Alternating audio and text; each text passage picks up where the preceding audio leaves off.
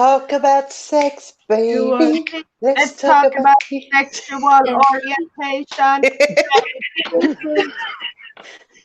Hey guys, and welcome back to our channel. My name is Alexis. I have my friend with me, Evelina, who is the other half of the Powder Puff Girls. And today we are joined by two of our really good friends. We have Miss Josephine, loves pineapple on pizza weirdo, and Angelo. Angelo! Angelo! Josephine! Angelo! Hello, my baby. Good morning, Rocks. Good morning, Rocks. Like she's Good up. morning. Oh, hi, Frog. Are you Hey, up Frog. as well? It was a long time since we saw you. Yes. Hello. Oh, Good morning. so everyone from the America, welcome.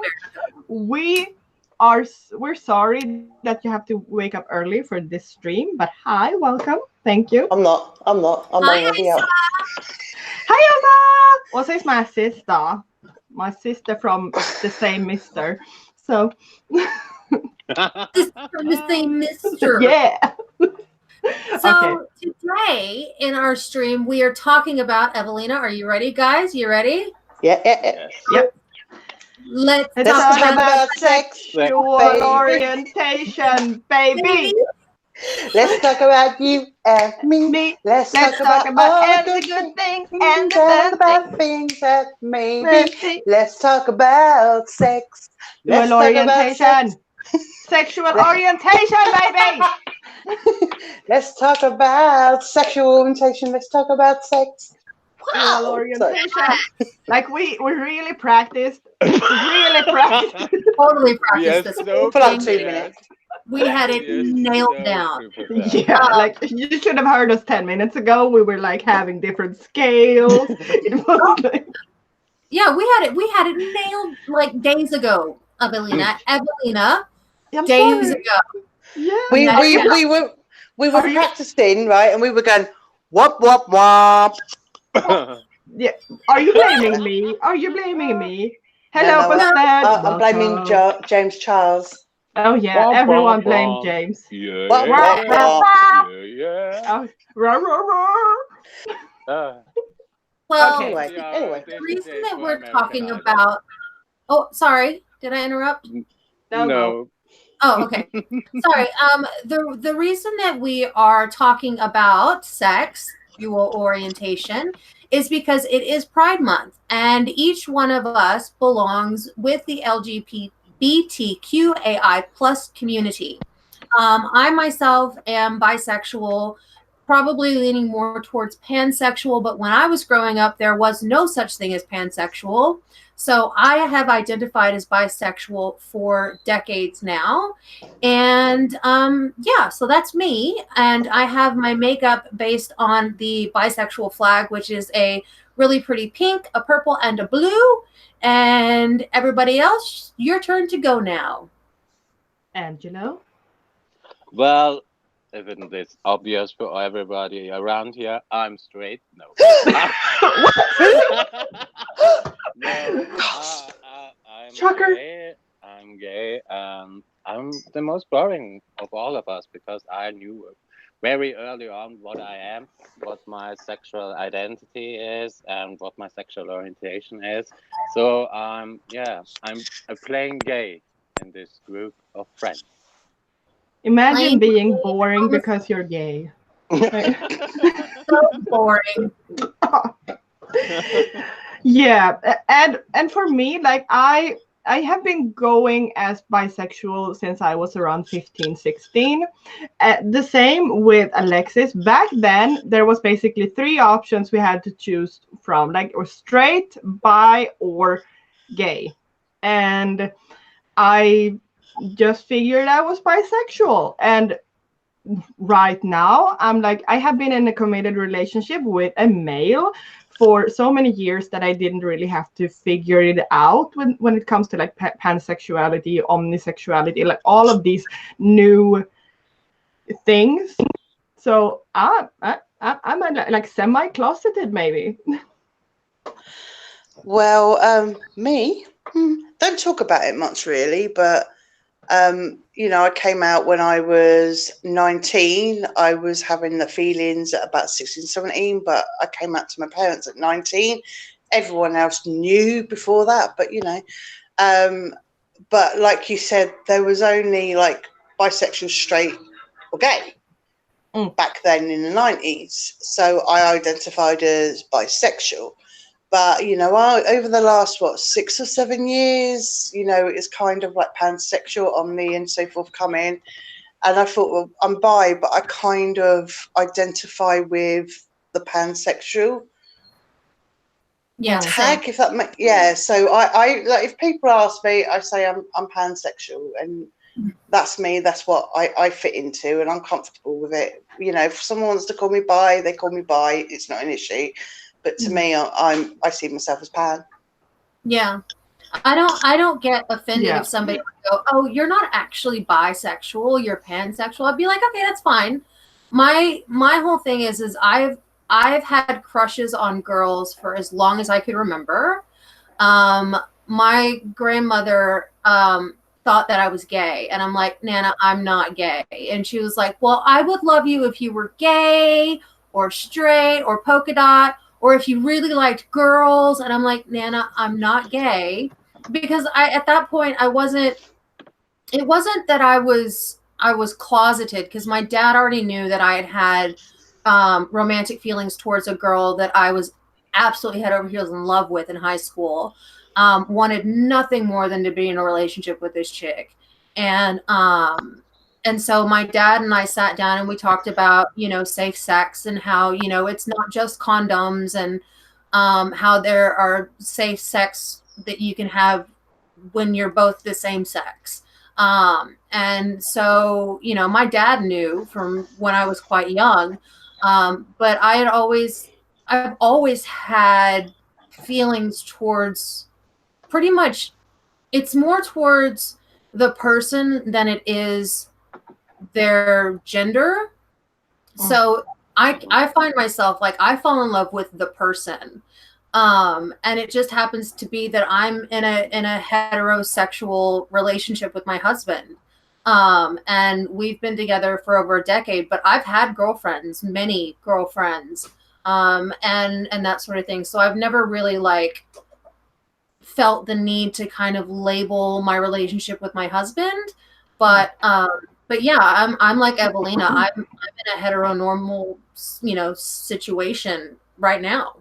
You know, and I foresee that changing in the future, obviously, because I love my husband and don't plan on divorcing him. But yeah, I've always from a very young age been attracted to people rather than what's in their pants, essentially. I just checked, like, there's romantic orientation, who you are romantically attracted to, meaning wanting to be in a romantic relationship with, and is unrelated to sexual attraction. And we have sexual orientation, who you are sexually attracted to, meaning who you get turned on by, or who you would want to engage in sexual behaviors with. And like I've told my friends here in the panel, that I am basically Ulrich sexual, because Ulrich is my husband and he's the only one I've had romantic feelings for, but I get sexually attracted to a lot of people. Yeah. And then we have like this huge list of different sexualities, like heterosexual, homosexual, lesbian, bisexual, which we basically know about. And then we have pansexual, when you're attracted to all genders and or do not concern gender when you're attracted towards someone. We have bi-curious, people who are open to experiment with genders that are not only their own, but do not know if they are open to forming any sort of a relationship with multiple genders. We have polysexual, when you're attracted to many genders. Monosexual, being attracted to only one gender. Allosexual, when you're not asexual. Androsexual, being attracted to masculine gender presentation. Gynosexual, like you have all of these different descriptions. and it's just like basically we have heteronormative, we have polyamorous, we have monoamorous, queer, and all of this. So I'm sending you that list if you want to check it out in the chat. What I find interesting is, like, shall I say, my taste has changed over the years. So at the start, you know, like prior to 16, I was attracted to boys. You know, in 16, I was in a relationship with a guy. It was my first proper relationship, and it was the first guy that I ever loved, like deeply loved. And I was with him for a long time. Unfortunately, that ended when I was 20. So what's that, 4-year relationship? But I loved him wholeheartedly. But like I met him at 16, got in a relationship with 16, but I said to him, like, I've got like an attraction to women, like, but I've never like gone down that path. It was like I'd see a woman and I'd be like, oh, she's nice, you know, I wouldn't mind type thing. Do you know what I mean? Like, and when I was 17, because it was playing on my head quite a lot and we talked about it quite a lot, he said, you know, if you want to kiss a girl, it's not a problem. And we had this like arrangement. I went on a night out with some of my girlfriends, and I met a girl on a night out, and she said to me, you know, like, I'm not straight, I'm a lesbian. I said, no, that's not a problem. And she did ask me what my orientation was, and I said, look, I'm curious. Like, I didn't know what bi-curious was at the time, but I was curious. And she was like, oh, well, you know, like we've been all drinking and everything. And she went, well, do you want to try? And I was like, well, yeah, might as well, like, you know, total stranger that I'd only been talking to for like an hour and a half. And I remember kissing her and all these feelings. It was like the same feelings I got when I was kissing a guy, if that makes sense. And everything was tingling. I was like, oh, right, I like this. And when I was 18, my then boyfriend was like, he was a year older than me. He said, do you want to experiment? I said, well, I'd love to, but, you know, I love you. I really don't want to. And he was like, it's absolutely fine. But we sat down and I wasn't willing to go with someone because it was, to me, it was cheating, and I didn't want, like, and this was the first time I ever did a threesome, was with him there.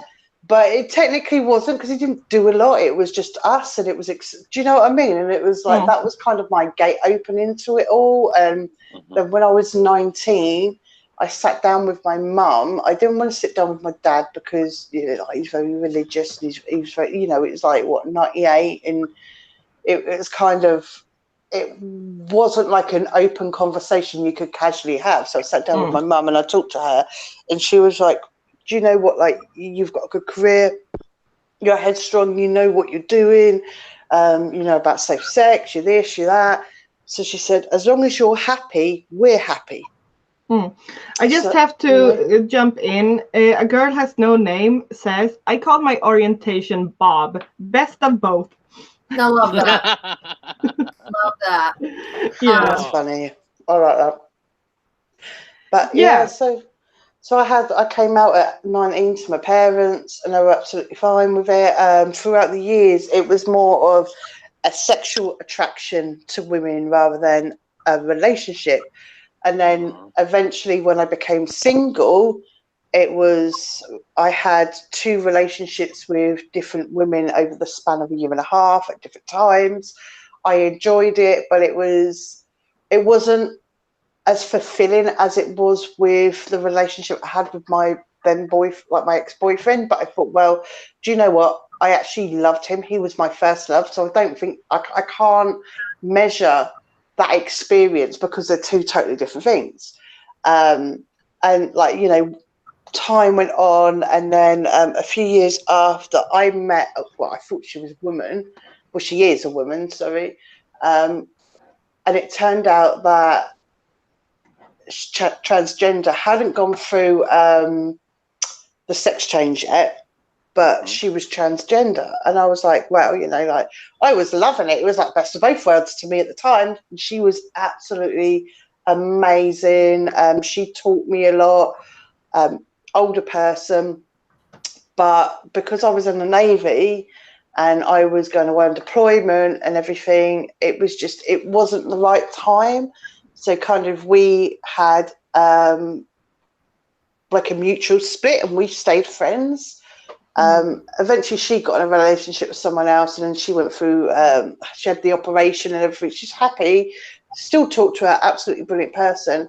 But I think at that point afterwards, I realised that maybe I'm attracted to the person rather than the sex, the gender. Because it didn't bother me that I was with someone that, if I'm going to be blatantly honest, it didn't bother me that I was with someone that was born a man but was presenting as a woman. And it wasn't a common, I don't know, what's the word? People weren't so out there about their genders and orientations and so forth. So I really didn't know a lot back then. But, as time went on, she taught me a lot.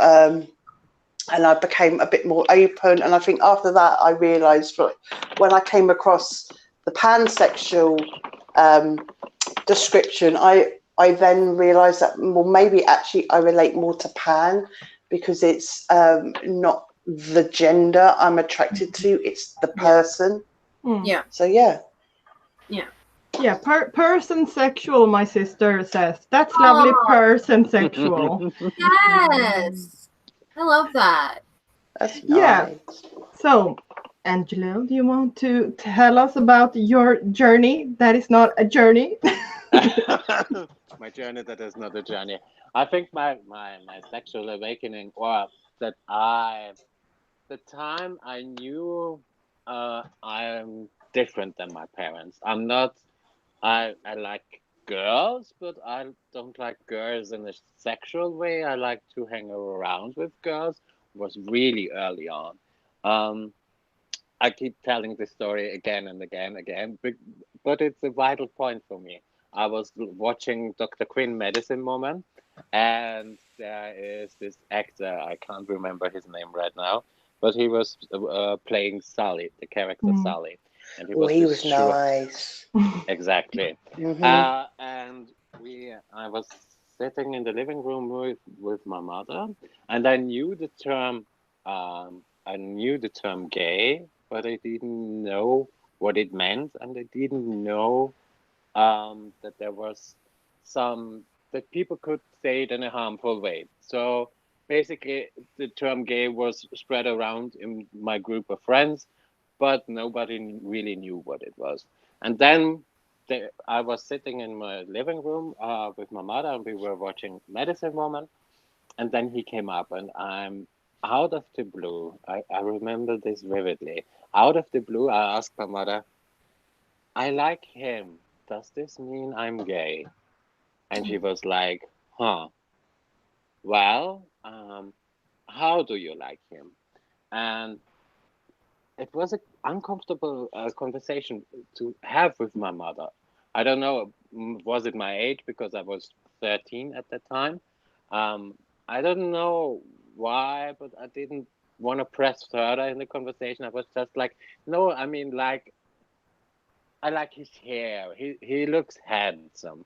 And I immediately knew, okay, if this conversation goes any further, I had to explain what I'm feeling and how I'm feeling to my mother, which was something I was not okay with at the time.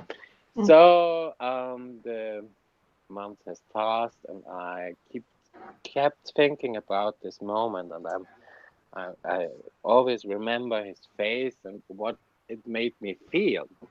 I know this sounds terribly cliche, but then I was like, okay, good. I need to figure myself out. I know there are other people out there who feel the same way, but all of them are older. So what am I going to do about it? And then I talked to my best friend then, and basically came out to her and said, listen, I think I like guys more than I like girls. And she was like, okay, well, let's find you a boyfriend. And I was like, okay, good. I'm 13. Where do I get a boyfriend? At 13, when you are in a relationship, it lasts 2 weeks and you're heartbroken for half a year. So no, I'm not doing that. I was really adamant on not going any further with this. I just wanted to know about myself. So the years have passed. I had some encounters with women. I have slept with 2 women in my really early on. Um, Women, they were girls, they were my age. And then I had my first sexual encounter and first kiss on the same day with a guy who later turned out to be my first boyfriend. We met at a local theater group I was part of, and yeah, this Now was that's cliched. Sorry. yeah. I'm sorry. Bitter. I'm really the most cliche and the most normal out there when it comes to describe a gay. No. Describe a gay, and you see my picture. No, and Quickly though, Joe, can you send me the link to your YouTube channel? I can't come out of the Google Hangout, otherwise it won't let me back in. Okay. With my Okay. apps playing up. So It should just be the YouTube / Mumsy Musings, Josephine KK. let me Okay. look it up. Just being a butthole and because I get the wrong one. It's on my Twitter profile. Okay, Can I you go copy and check it. paste that? Yeah, I'll do that. Yeah, so when did you talk to your mother about it, Angelo? The real coming out to my mother was like, my mother and I have a strange relationship. We are really hard-headed, both of us, and so we used to fight a lot when we lived together. And my coming out to my mother was when I was 18, and she was um, I was ready to go out and meet some friends, and she was like, "No, you're staying in. You're always out." And I was like, "No, you don't understand me being like a typical hormonal teenager. Really, I was a shitbag right then." So she was like, "No, you're always out. You're always out with all these boys and all these girls, and I don't understand." And I was, "Who are you?" And she, in the moment she said, "Who are you?" I said, My name is Angelo, and I'm gay." Ooh. Bam. That, well, that was my coming out story. No, Oh she my. said But she was screaming back at me. I don't believe it. If this is true, you would tell your stepfather. And I was like, okay. Walked out of the bathroom because we had to do a discussion in the bathroom. Walked out the bathroom upstairs to the office of my stepfather. Opened the door, screamed in, "I'm gay!" Closed the door, and went back downstairs to the bathroom. so dramatic. Like Well, it was in theatre group. Do you know what I mean? No. I'm gay. Slam. my Yeah, name is Angelo and I'm gay. I love that. So fun. Love that. That's brilliant. So many vivid memories. Well, it didn't blow over that nicely. My mother is a conservative. She's a Catholic, so she's one of the old ones. Let's say that. I mean, she's okay now with me being what I am, but she doesn't want to know about relationships. Not that I'm in a relationship right now, but if I'm in a relationship, she doesn't want to meet the Oh. guy. She doesn't want to do anything with that. She respects me that I'm her son, and she loves me for that. But the other side, it's just like, we don't talk about this. It's not important to me. It's not important to the relationship my mother and I have. So she kind of put it all under the rug. Do you think, though, that one day when you finally meet that partner that you want to spend the rest of your life with and you decide that you're going to get married, do you think your mum would want to be part of the wedding or? I don't know. We became really close once. I was engaged 10 years ago, and I came really close to let her be a part of my life in this regard. My mom, I love her to death, and she's always part of my life, but she's not fully integrated in all of it. So 10 years ago, when I was engaged, I came really close in telling her, but that didn't work out. So I didn't have a need to declare my engagement to her.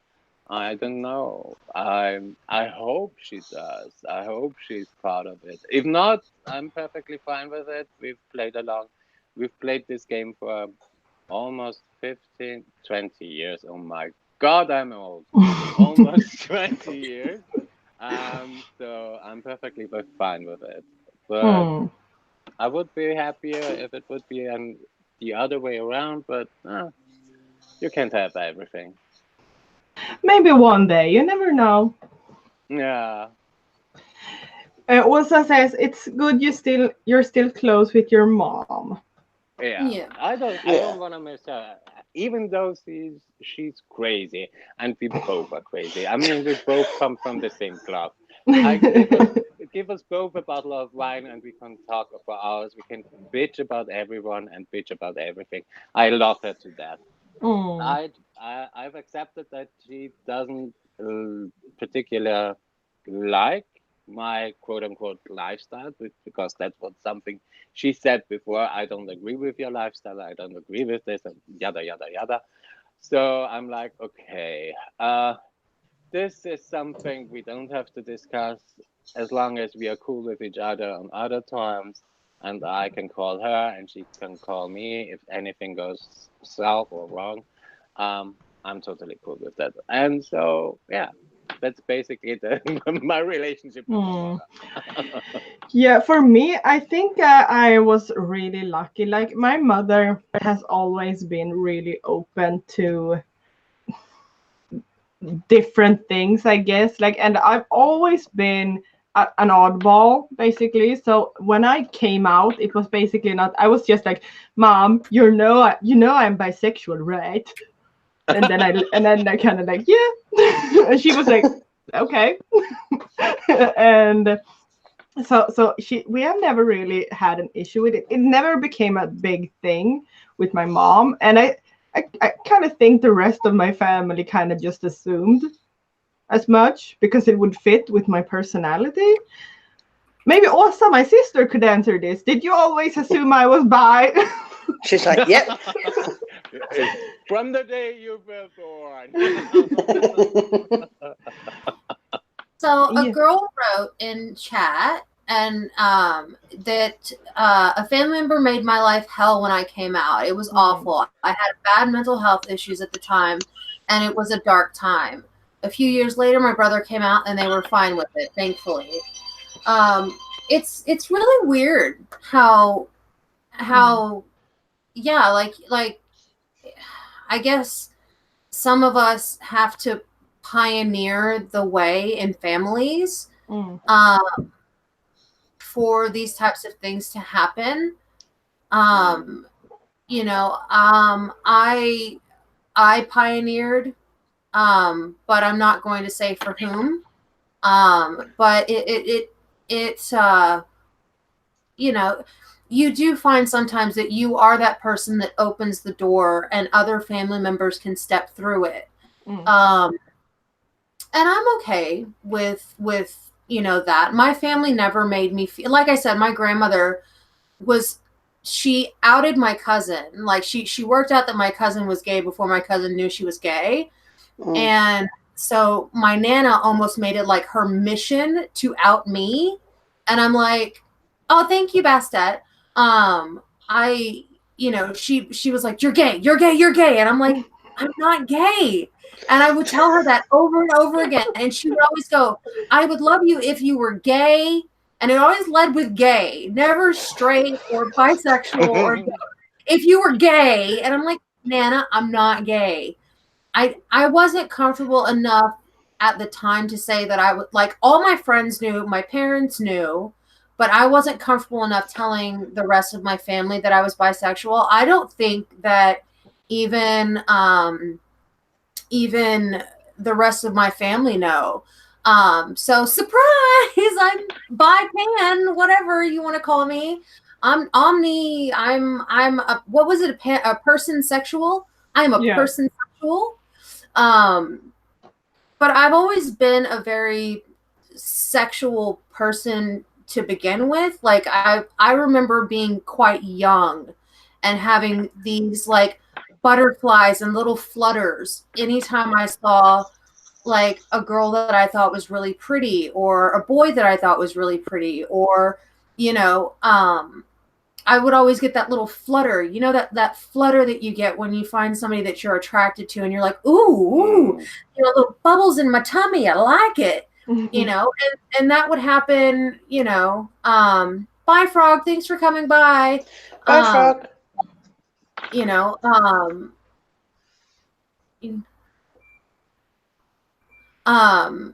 yeah, so, you know, it was, I don't know. I never really had an issue with being in the closet or out of the closet. I just kind of feel like I did open the way for, you know, some family members. But my grandparents were always super supportive of the LGBT community.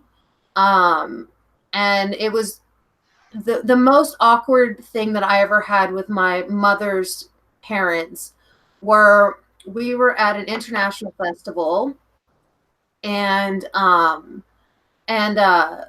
there was a P flag, what do you call them, booth, and I happened to get this, like, I decided I was going to go up there and I was going to, stand firm with the P flag people. And it made my grandmother and grandfather very uncomfortable, but not because they were uncomfortable with me taking a stand, but I think because, like, my great aunt, my grandfather's sister, was in a very long committed relationship, like 30 plus years with her partner. And so my grandfather's never been like anti LGBT, you know, QAI plus. He's never been anti that, but it's just one of those things that was not talked about because of the era that these two women came from. And but the only thing I remember is that they loved each other so much. And so because of that, I was like, that's it. I'm going to stand by with P flag, and I am going to wave my flag and my little ticker tape thing that I bought and put my name down because I want to be a part of this too. And, you know, I think it made my grandmother a little uncomfortable because she was very, very devout in her religion. And I never wanted her to it's almost like she said to my mom when my mom converted. She said, I'm scared for your soul. And I didn't ever want that burden to be my grandmother's. And so I never came out to my mom's parents. I still haven't. So if any of my family members are watching, hello. Surprise! Hi. Surprise! I'm not straight. Do you know what I find interesting is when I joined the Navy, so I joined in 99, and so we have to sign our naval contract, but then there was a separate piece of paper, and it was illegal to be homosexual while serving in the British Armed Forces. So there was this like A4 piece of paper, and it had like paragraph over paragraph of it being illegal to be the wording was homosexual in the Royal Navy, what the punishments were, blah blah blah. And I sat there reading it, and I was like, well, the Navy, I wanted to join the Navy. The military was my thing. I always wanted to join. And when I read this, I sat there, and it was like, you know, like conflicting with my feelings. But I was like, well, do you know what, like, just sign it. So I signed it. And then when I was in the Navy, like my first ship I was on, there were girls on board that were gay, guys, everything, but it wasn't obvious while we were on board or while we were on military grounds. You know, you didn't talk about it because obviously it was Don't ask them. yeah. Mm. But when you would go out in the town drinking, you'd see everyone, like girls kissing girls, guys kissing guys, guys meeting up with boyfriend, like.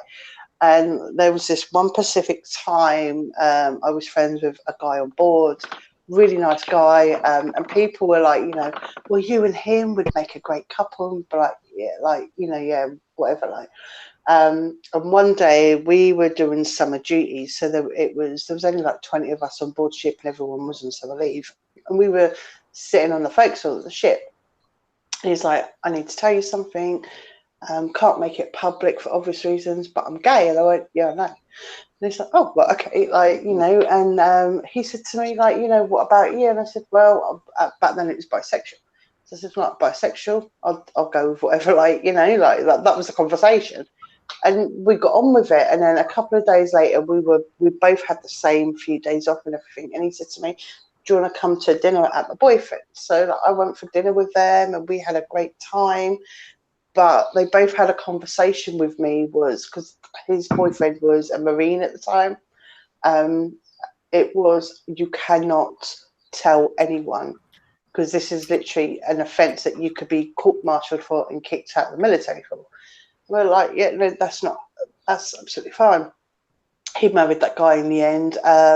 So years later, after I left, I think it was after I left, it was, yeah, after I left, that law was changed, so you could be gay and serve in the military. It wasn't an offence to be gay. But then there was a question that no one really addressed, was, well, what about the people that signed that form that are still serving? And it was never addressed. So apparently if you sign that form and that was literally never thrown away, you still had to abide by that. And there was a court martial that went through a case that went through in the military of people banding together, and they ended up getting that thrown out basically. So anyone that had signed it, it was no longer an official documentation. And it was really, well, how to put it, like, it didn't feel like me. Do you know what I mean? It's like I had to hide who I liked. But, you know, when we were out, everyone knew who everyone was. You just didn't talk about it. But there was like a sense of relief, because I know there was a lot of people that I served with back then that are still serving. And there was this whole big thing, and it was like a coming out party. After, like, if you were gay in the military, you could still be gay in the military. So there was this big coming out party down in Portsmouth. So I went to that because, like, you know, like, they're still friends of mine.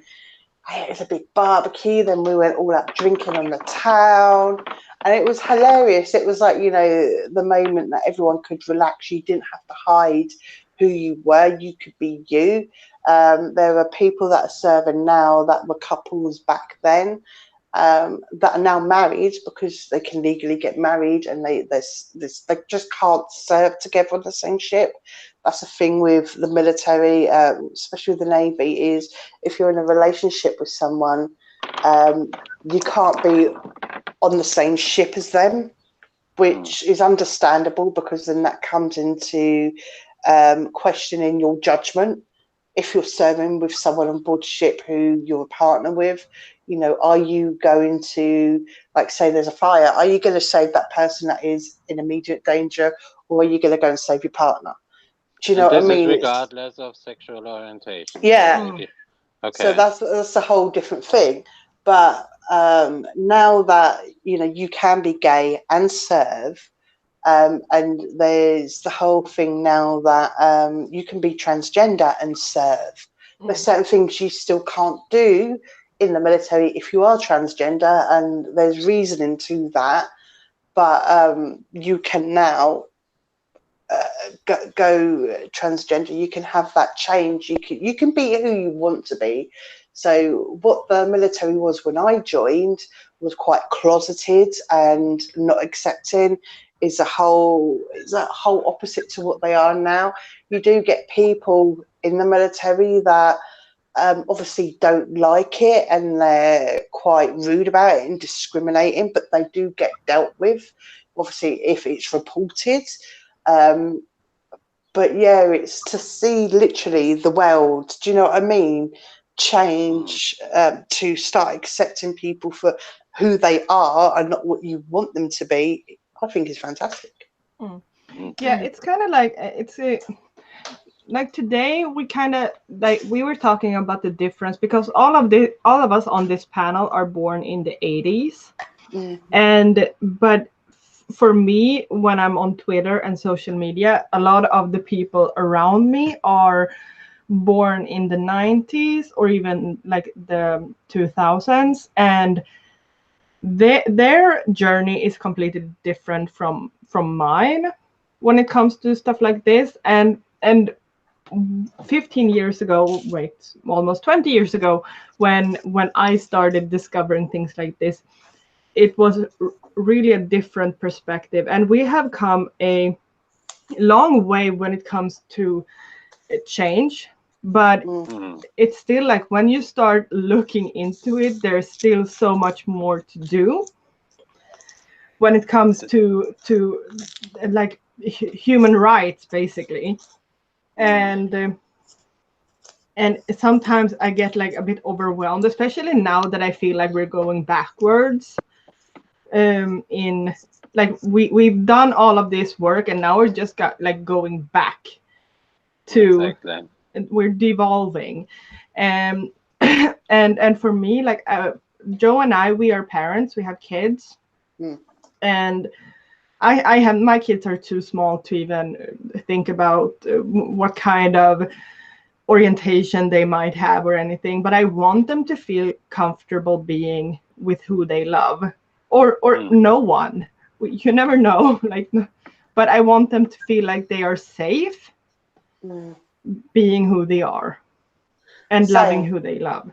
And I feel like, because I have a lot of friends that are different orientations, like I have my sister talked about polyamory, amorous, and I have a friend who is in a, I can't even say it in English, polyamorous relationships, and she often has issues with that. She hasn't come out to her parents and stuff like that because it's too complicated, in her opinion, to talk about that. When it comes to, I think the older, like my parents, well, not my parents, but this generation's parents can deal with homosexuality, bisexuality, but when it comes to polyamorous relationships, I think like, oh, this is too much, I'm leaving, basically. Yeah. But why though?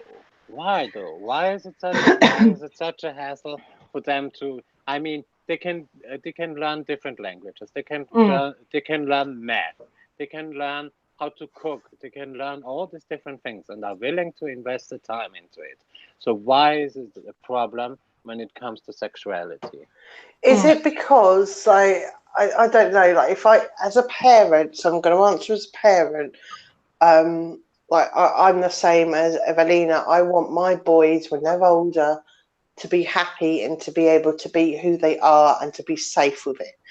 But if I was looking at a parent's perspective, and say a daughter came to me, like say I wasn't open-minded and a daughter came to me and said, look, Mum, you know, I'm gay, I'd be like, right, okay, that's not an issue. But then maybe in the back of the head, I'm thinking, well, will I get grandchildren? And it's kind of like a selfish thought process, you know. Does that mean now that I'm not going to get grandchildren? You're not going to be able to carry our heritage or genetics down the line, you know, like, and they go, right, yeah, but maybe I'll adopt. Right, okay, but that really isn't my DNA you're passing on. Do you know what I mean? Like, But I you know can't. I understand you. I completely understand you. And there are many people out there with the same mindset as you, and I totally respect that. But you can't see DNA. What does it Yeah. matter if the child has your blood, if the child has your chromosomes in it? What does it matter? It doesn't matter. It matters that there is a little small human being who needs love, and you give them all the love in the world. I think that's the most important thing in all of this. I can understand why people are hesitant to bring children into the equation. But when a child grows up, the child needs a safe place, like Evelina said, needs a safe place to ask those questions. I didn't have anybody around me to ask those questions. I needed to go in the public library and lend out a book to see, okay, that's homosexuality, and read homosexual stories, because there was no, I mean, I'm ancient at this time, but there was no internet back then. There was no other place for me to gather information to see, okay, how does a homosexual relationship differ from a heterosexual relationship? How does sex work between two homosexuals? That's all. Those are all questions that come up naturally in a child's mind. So I think it's the parents. The parents need to be a safe space for the children, and I completely understand it. It's hard because when somebody is making the decision to come out and live their sexual orientation out loud and proud, that there is going to be a backlash. And I understand when a parent is saying, I don't want this for my kid. It's dangerous out there. There are people getting killed on the streets. There was an incident 3 or 4 days ago where 2 lesbians were bashed. Yeah. In London, wasn't it? Was it London? Exactly. Yeah, it was 2 about- girls were assaulted on the train. I think they caught the person. Yeah, that was quite brutal. That was horrible, actually. I But think I sorry. think the girls, if I remember correctly, is that they refused to kiss each other in front of a few men, strange men, just coming up to them, asking them to kiss for their amusement, and they refused, and so they got beat up. That's just horrible. That's just But like I'm just gonna say that whole like thought process of like not passing on my DNA, that's not for me. That doesn't bother me. And I want to say this is because my dad is my stepdad. My stepdad, I call him my dad. He is my only dad, basically. He's got no genetic children of his own. He came into a relationship with my mum, and he happily accepted to raise me and my brother. And, you know, that's when I realised that blood doesn't make you family. You can still pass on your family, what you know, your love and all that, your knowledge to someone and still call them your child or your grandchild. So blood doesn't make you family. It's love that makes you family at the end of the day. And you know, it's even like way back when I had conversations with my mum about children. Like I said, I never wanted children. Like this was way before children ever came into the game. I said, I don't want children. I want to, like I said, I'm selfish. I don't want children. I want to live my life. I want to travel. I want to do this. And my mum, she was upset with it. Like, you know, I can understand. But she was like, you know, let's see how it plays up, you know. And like she said to me after I had Joe, was the reason why I didn't confront you, I didn't argue, I didn't contest it, was because you had to find your path. And the fact that you accepted you were pregnant and that you got excited about having a child, that to me showed your growth and that you were willing to accept someone else in your life.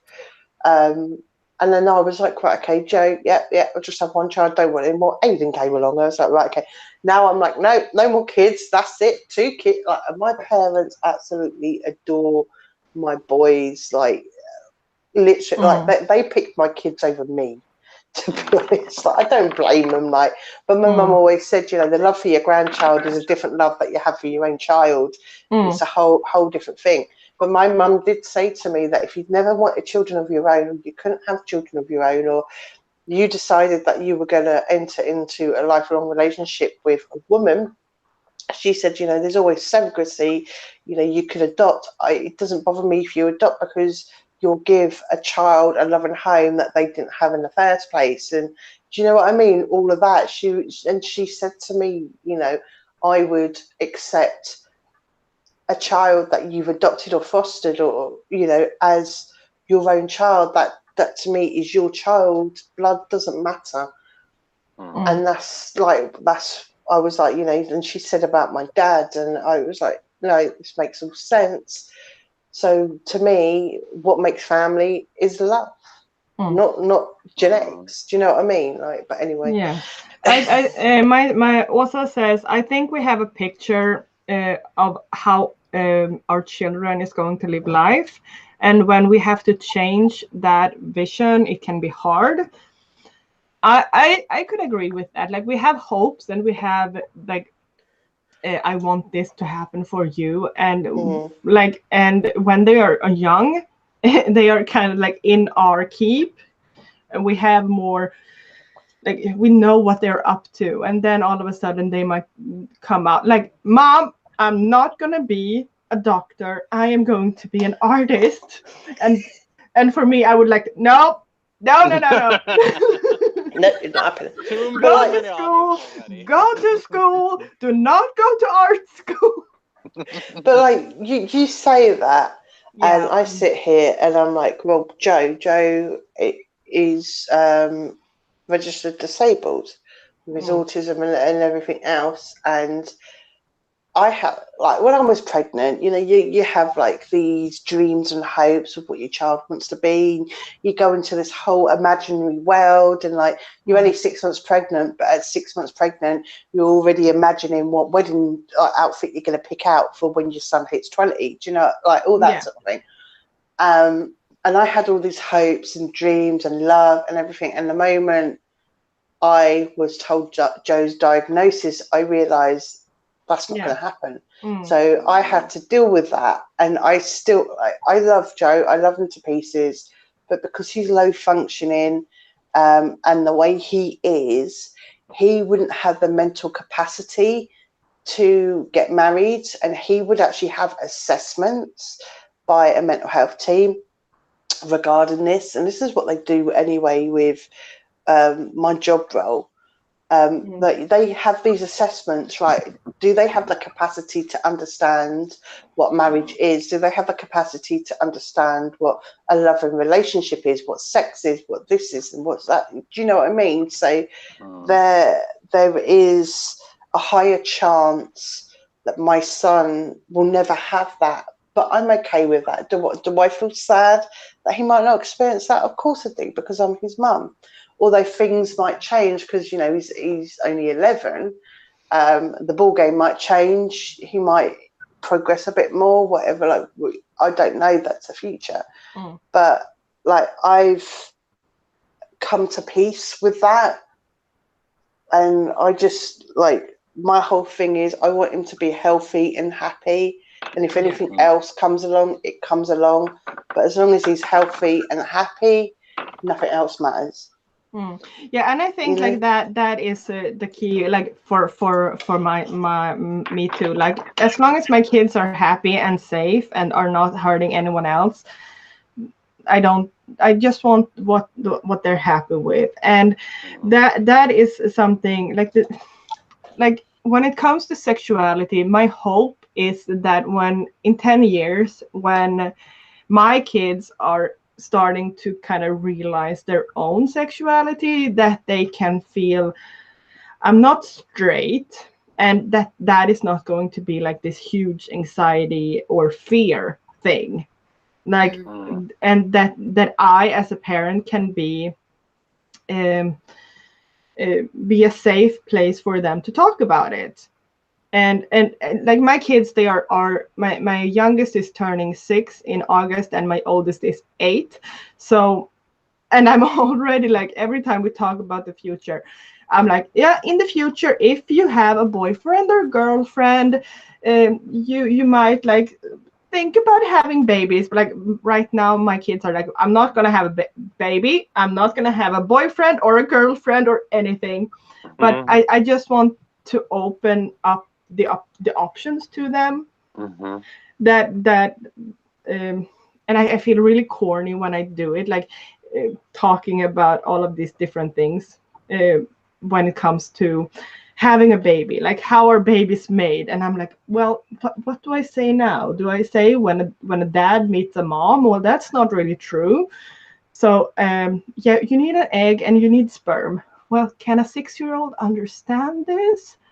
Like, but I want to have the options that you don't have to be a man and a woman, and that other options are okay, just to start off somewhere.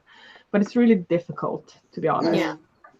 Just quickly, Bastet wanted to know how our husbands feel about it, about our pan-bisexuality. My husband actually told me when we first got married, he said, if you ever want to explore a relationship with a woman, or you ever feel like you're not getting everything that you need from our sexual relationship, I'm comfortable with you going outside of the relationship to basically service that need. But I've always been a one girl kind of person, or a one person kind of gal. And I've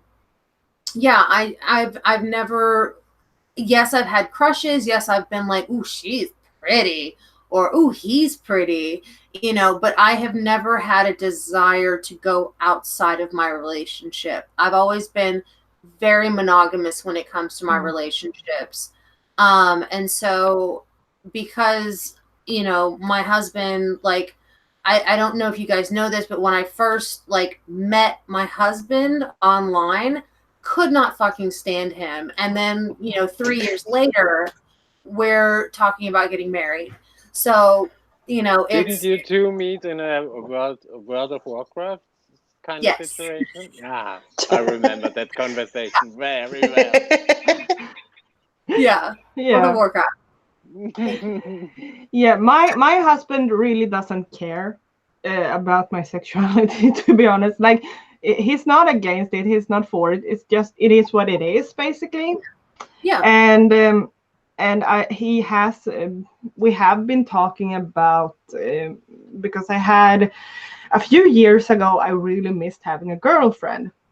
Like, I felt I missed something. I didn't want a relationship, I just wanted a girlfriend to play with, hug. But I just and he was totally okay with it. So it was basically up to me if I had the emotional energy to have another person in my life, and I decided I have no energy left because I have my kids, I have my husband, I have myself, I have my friends. I cannot involve a girlfriend in this. And so it just never happened. But if I were to meet a girl, he would not have an issue with it.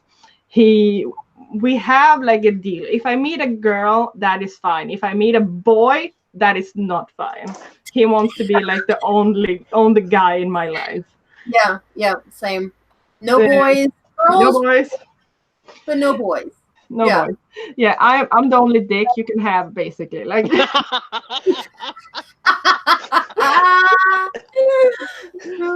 So yeah, so that is basically it. So, but he's fine with it. It's basically up to me if I want to have a girlfriend or not. And right now I don't. I think that's really good though, because you're open. They understand. You're open to it. You're honest. You talk about it. As long as you've got that upfront honesty there, you've got the good foundations to a relationship. And they'll understand and this and that. But for me, my ex-husband, there was no way. I never told him. I could never tell him. The things he used to say was horrendous. But anyway, that's why he's an ex-husband. Yeah. But I've been, like when I was in the dating pool and this and that, or I've been with guys, And when I told them that I was pan, or like explained it as being bisexual, the first thing was, oh yeah, let's have a threesome. No, don't work like that. Like I've had relationships where I've had the open relationship, and we have had threesomes, and we've experimented, and like, you know, we've laid down the ground rules for this, that, and some of them have been respectful over it. Like we were always honest and upfront and talked about it.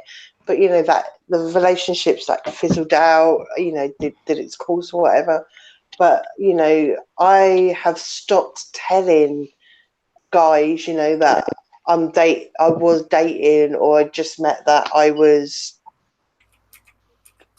swung both ways basically, because that conversation would always come up, and that would always be there, is, you know, can we have a threesome? What about this girl? What if I find so? And I'm like, no, it don't work like that. And that's what it would always then be, would focus on my sexuality, and I wouldn't be comfortable with that. You know, I don't want to be forced into a situation. Like I was dating one guy, and we were dating for quite a while, and we had these ground rules about threesomes and stuff, and we were on a website that was for that type of thing. And sometimes we would sit there when we would go through, and we would be chatting to people, and we always did it together. And you could check when like you've been logged on. So like we knew that we were only logging on when we were both together, and we met women and so forth, and it was going well. But one day he broke one of the big rules, and from that moment there was no respect in what I wanted as well as him. He would just go ahead with it, and then he went outside of the relationship and was dishonest about it, and I was like, I can't do this anymore. That, you know, I'm there for honesty, I'm an upfront person. So but now I'm on the part of there's no dating. There is, for me, there's no sex. I won't go into that. If I meet someone, I meet someone, but I'm not particularly looking for anyone. But I find that if I've got to have a sexual attraction to a person to be able to date them, it's not like the be end all of it all, but it's that feeling. Do you know what I mean? I've got to have the whole 9 yards, not just like a little bit. So for me right now, I'm happy being single. I'm happy harassing Idris Elba on Twitter, but that's absolutely fine. No, but to be honest, Joe, you're not really a pansexual. You're a Idris Elba sexual. Yeah, I am. Yeah. I'm an Idris sexual. A girl has no name has said something that I think you ladies can attribute to, or contribute to. She said, I find it strange how some men see bisexuality as an open door to do threesomes. I find it disrespectful. What are your I have something to say about that, actually. I do have something to say about that. I have only ever had men be like, ooh, does that mean we can have a threesome? None of my girlfriends have ever said, if you ever need to have, like, I guess because the girlfriends that I've had are like staunch lesbians. Like they are time fish fingers. You know what I mean? Like, sorry, that was gross. What the fuck? Yeah. Traumatized. Innuendo. Anyway, I've had 2 beers and a few glasses of wine tonight. But anyway, so like they're very staunch, very, very comfortable being lesbians.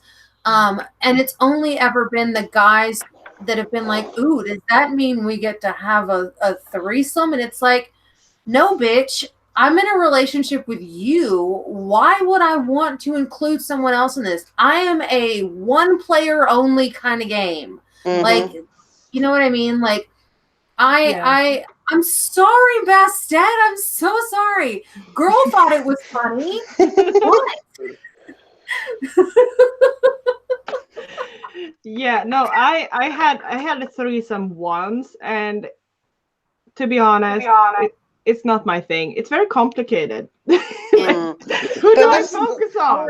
That's the same thing though as Alexis. Like, you know, if I've been with a girl and dated a girl or been in a relationship with a girl, that conversation never came into it. There was no conversations of threesomes. There was no conversations of adding another girl or a guy or whatever. Like, there was a lot of respect there. But the moment, like, I'd even tell them, and they were happy with it. They were like, right, okay, and it wouldn't come up again. But the guys, it doesn't matter if I was in a relationship with a guy. It doesn't matter if I'd been talking online with a guy and met him once or twice. The moment I told them my sexuality, the whole conversation, every time I spoke to them was, oh, would you sleep with her? You're like, oh, let's do a threesome. I've never had a threesome. Do you know what I mean? And it was just like, where's the respect? Yeah. Like, that's not what I'm here for. But Like, to go be join honest, FetLife, you know? honestly though, I feel like a lot of males, and this might be very generalized, you know, the word generalization, that man is very much like the dick, the dick, the my dick, like, and it's like you women only exist to worship the dick. Yeah. Dickmatized. Dickmatized. Well, worshipping the dick is good and fine and all, and sometimes you you want to worship the dick, but it shouldn't be the end all be all. You know what I mean? No. And all, whatever it is called. I totally understand where you're coming from, and I think it's really my input in this is I don't understand, and I'm with a girl on this one, why men feel it's okay, and it's mostly men, why it's okay to say to a woman who came out and came into the relationship saying she's bisexual to ultimately go, yes, let's do a threesome. No, it's just her sexuality. It doesn't mean she's suddenly into doing threesomes. It means she likes both genders that are male and female. So get with the program guy, and if you want to do a threesome, well, find some other girl. It's not her. Yeah. Oh, yeah, like I'm at the point now, because I'm 37, you know, I'm not getting any younger, is that if I enter a relationship now, it is literally just that one person, that monogamous. I'm not doing threesomes. I've had that time in my life. I've gone through that experience that's behind me. You know, so if I enter a relationship with a guy or a girl, doesn't matter who, it's solely going to be that person. I don't believe in cheating. I believe that when you're with a person, it's that mutual respect. Would I go into like an open relationship? No, I wouldn't, because at the end of the day, I want to be selfish. Yeah. Do you know what I mean? Like, I'm selfish. And I don't think that I could ever actually, like, speaking from the perspective of a married woman, you know, I would say that I'm quite experienced in the world of sex. You know, and I'm quite comfortable being a very sexual person. I'm not embarrassed by that at all. Sex is wonderful. I love it. I want it as much as I can possibly get it. Yes. But I can't, like, the thought of cheating on my husband and or partner for that matter, even if it was a female, the thought of and to me it comes into the point of whether or not it has been kind of agreed upon between the two parties that it's okay, I would still feel like I was cheating because I don't play well with others. Like, even if it were a threesome or something like that, I would almost feel like betrayed, but also that I had betrayed. Does that make sense? Yeah. I think for me, like, also being married and in a committed relationship, I have had sex with women while I was in my relationship with my husband, and it was totally fine. And as I said, he is fine with me finding another woman to have sex with, but I am jealous. and the idea of my husband having sex with someone else makes me so angry. So I'm like, it's not fair for me to forbid him to even think about someone else, and I'm just like, I'm gonna go have sex with this woman now, bye. Exactly. So I'm like, okay, fair is fair. You know what I mean? It can't be a one-way street. It has to be two ways. So if you're going to allow me, then I have to allow you. And I don't play well with others. I would cut a bitch. So, you know. Yeah. So if I can't accept my husband to have sex with other people, then I don't feel it's okay for me to have sex with other people. Yeah. Yes. It's a respect, and this is the thing with me is being in a relationship with someone, or now sex to me is very intimate, and it's a feeling thing. I just can't go in there numb. I've done that before. I went through that phase. It didn't end too well. But to me, for me to have sex with someone, I've got to have that connection, that intimate connection there. So it wouldn't be, I couldn't have an open relationship, because the connection I have is with the person that I'm with. I'm giving you me, and I don't want to give that to anyone else. And I just, someone said, open relationship, I would then breach the conversation of, well, are you happy? Are you happy with me? Are you happy with this relationship?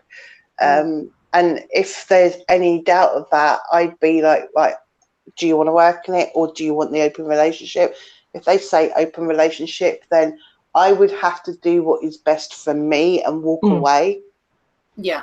Because like Alexis said, I would cut a bitch. Yeah, and the thing is, like, my best friend, as I said, like she's poly, so and she explained, like, she has a boyfriend for many years, but she also has a girlfriend, and they have an open relationship, and it works perfectly for them because they are both on the same level, they are on the same playing field. But her boyfriend had a previous girlfriend that was poly, she said, but she got really jealous of the other girlfriends. So that didn't work out with the boyfriend and the ex because she was jealous. And for him, it's like a sexual orientation to be poly. So for him to limit himself to one partner didn't work for him. So when they broke up, they had to be very clear with, like, you have to be open and accepting to this way of life, or this is not going to work out, because they got unhappy because they felt a bit trapped, I guess, like not being able to explore and live out their lifestyles. And I think you have to be compatible in a relationship, no matter what, basically. Like, you have to be on the same level, because if someone is jealous of someone else, like, it's going to turn into a really complicated, hard thing. Yeah, you got to be honest. I think we only learn with age and experience going on, and if you're not honest with yourself, you're not going to be honest with the person that you're with. And if you can't be honest as a whole, someone's going to get hurt. And I'm just like, I have to take myself out of that. And like, I've had heartbreak. I'm not doing this again. I'm being selfish. So go, sow your seed, do what you want to do. And I'm going to be happy being me. Like, I'm not going to get angry about it. But and I also think, like, this is why we need to talk more about these different types of orientations or way of lives or whatever you want to call it, like, because if we don't talk about it, we can't really learn about it, and we will still be in, like, all of this confusion. But what type of person am I? And if everything is just like so quieted down that you don't, like, what is that? I don't know what that is. Is that a thing? But if we talk about it, if we're open with it, we're going to there's going to be someone listening and like, what is BDSM? What is poly? What is bisexuality? What is omnisexuality? And they're going to to take it in, check it out, and they are like, oh gosh, this is so me. And maybe down the line, we're gonna, Sorry, I was just reading Bastette's comment. Saying we forgot to talk about Jeffree Star and Nate's relationship. That is a really great example of a relationship where Nate still considers himself a straight male, and from time to time really wants to be with a woman. And so he and Jeffree, from what I'm to understand, he and Jeffree will then go and find a woman and bring her into the bedroom. But it's with the express, I don't know if they have a partner that they constantly have sex with or consistently will have sex with, or if it's a one-stop shop kind of thing, like one and done. But no, Jeffree's quite open with that. You know, he's like, Nate wants a woman, then we go and we find him a woman and we bring her to the bedroom. I think that, again, it's that it works for them. And open and honest relationship where they have spoken about, you know, they've spoken about expectations and boundaries, that sort of thing. Boundaries is a really important word in this thing. I think like respect, communication, and boundaries in a relationship is really important, especially if you are wanting to venture outside sexually or romantically in a committed relationship. That you really have to discuss it very openly before, so that you avoid hurting someone. But you know, this is such an interesting conversation, and I could talk for hours and hours, but we have to go. I would like to ask the panel and the audience, like the viewers, if you want to have like a part 2 of this conversation, because I felt like now with Jeffree Star we could talk about James Charles and the confusion about that, and like there's so much we could talk about when it comes to this and the complications and everything. So Bastet wants a part 2 next week. We have plans for next week, but I am totally fine with having a part 2. Absolutely. I'm fine with it. Obviously it depends on what the time is because of work and that, but I'm good with that, because you know we're going into a whole different field of like consent, respect, relationships now, and I think it's good to have that conversation. Definitely. Yeah, I'm down with it. We can. I could talk about it like you. I could talk about it for hours, and I'm also interested in listening to your stories and what you guys have to say. So why not? Yeah, I love talking to you guys. It's a multifaceted topic. Like it's not a black and white topic. There are gray areas, and there are, you know, I definitely think that there's so, as long as we don't close the door, you know what I mean? There's so many people in this world, and there are so many different types of people in this world that just saying, no, you have to fit into these 2 parallel lines, and there's no perpendicular lines whatsoever, and we all go on this straight and narrow. I think that if we just opened our minds just a little bit, we could see that they do cross and overlap, and it's okay. It's okay. One size doesn't fit all. Do you know what I mean? Exactly. And that is perfect.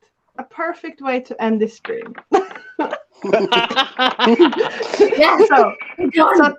thank you so much for watching. Thank you, my beautiful friends, for being here with Alexis and I. Thank you. Thank you. Bye. Thank you so much for being really respectful in the chat, guys. Thank you so much. And we'll see you guys soon, okay? Yeah. Bye. Bye. Bye.